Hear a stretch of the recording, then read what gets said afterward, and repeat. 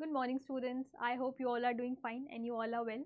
So today we are going to discuss a very important topic which was there in the Hindu newspaper, and it says that the delimitation bill has been defeated. Okay, so you all can see what is there in the Hindu newspaper and it is there in the front page.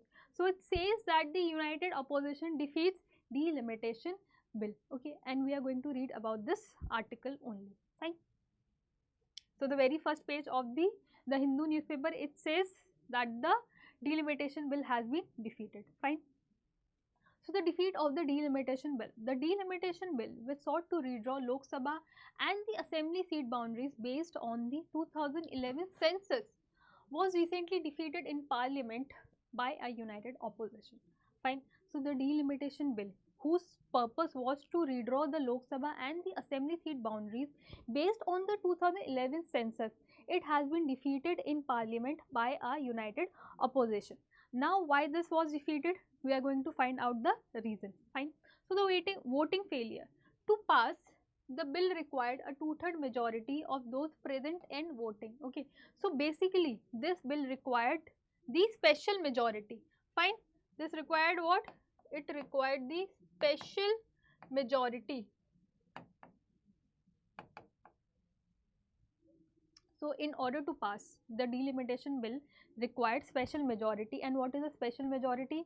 It is a majority of two-third members present and voting. Okay, so basically it needed 352 votes in its favor, but it received only 298 votes in favor. So कितने चाहिए थे? 352 votes should be there in favor, but it could only receive 298 votes in its favor and 230 votes were against it.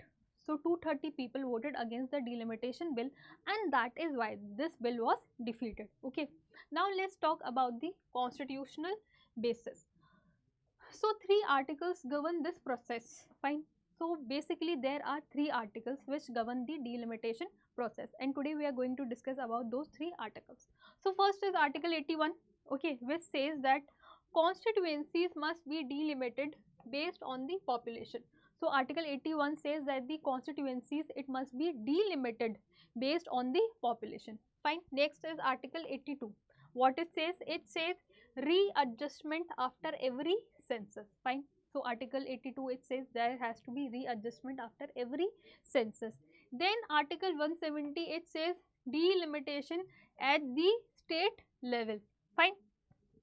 So what all article are there? It is Article 81, second is Article 82, and third is Article 170. Fine. So these 3 articles plays an important role when it comes to delimitation bill. Okay. Now is the government versus opposition. Fine. So the government argued the bill would increase the seats for scheduled caste and scheduled tribes. Fine. So the government, it has argued that this bill, it would increase the seats for scheduled caste and the scheduled tribes. Fine.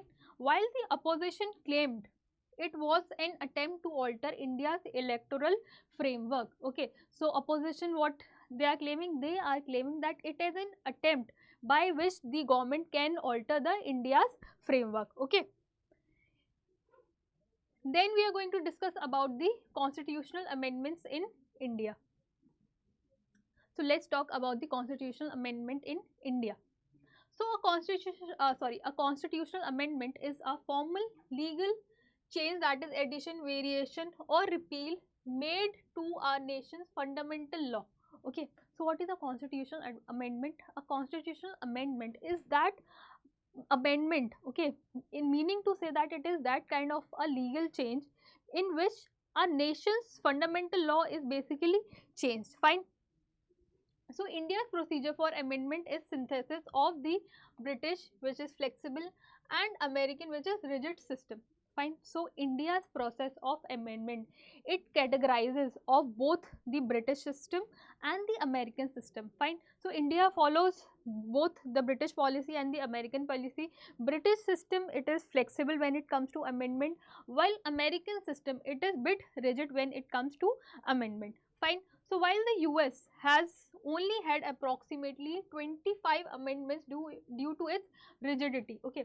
So since the American constitution is very rigid when it comes to amendment, it has only undergone 25 amendments so far. Okay, India uses Article 368 to allow for necessary legal evolutions. Fine. So India takes the support of which article? It takes the support of Article 368, which says that the Parliament can amend the Constitution, but it also says that the Parliament cannot amend the basic structure of the Constitution. Fine. Now there are three distinct ways to amend the framework. Okay, so basically there are three different ways by which you can amend the Constitution. So we are going to read about those three frameworks.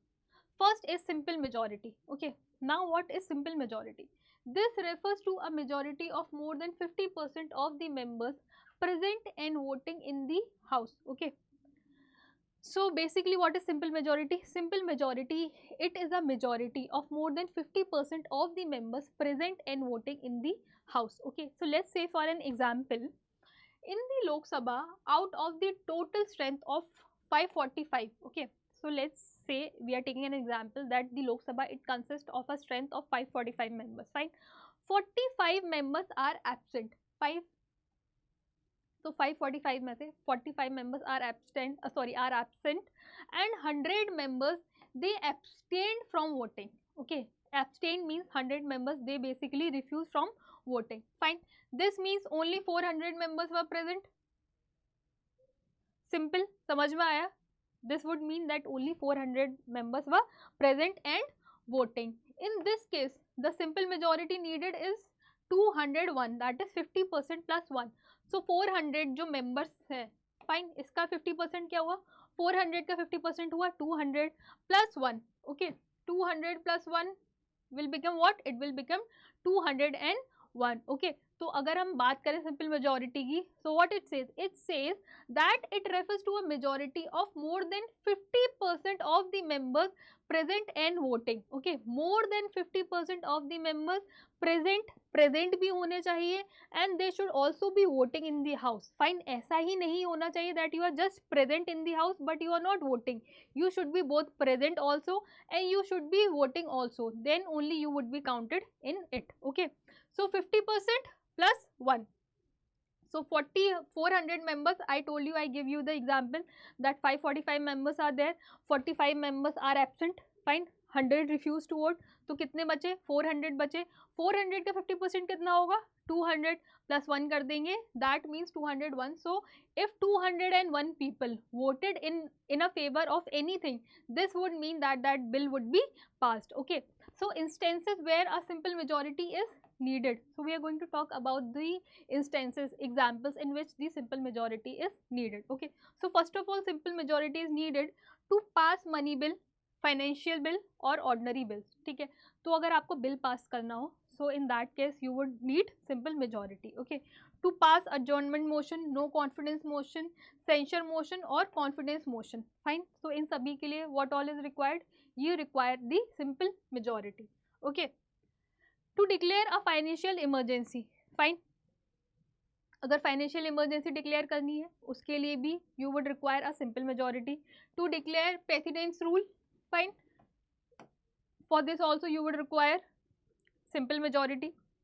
To elect the speaker and the deputy speaker of the Lok Sabha. Okay, तो अगर आपको deputy speaker or you have to elect the speaker of the Lok Sabha, for this also simple majority is required. Fine, constitutional amendment bill under article 368 which needs to be ratified by the states need only a simple majority at the state legislature, etc. Okay, so for all these, what all is required? It is required that it should be passed by a simple majority. Fine, then we are going to talk about the special majority, that is article 368. Fine, this requires 50% of the total house membership plus a 2/3 majority of those present and voting. Fine, so what does the simple majority require? It requires 50% of the total house membership plus a 2/3 majority of those members who are present and voting.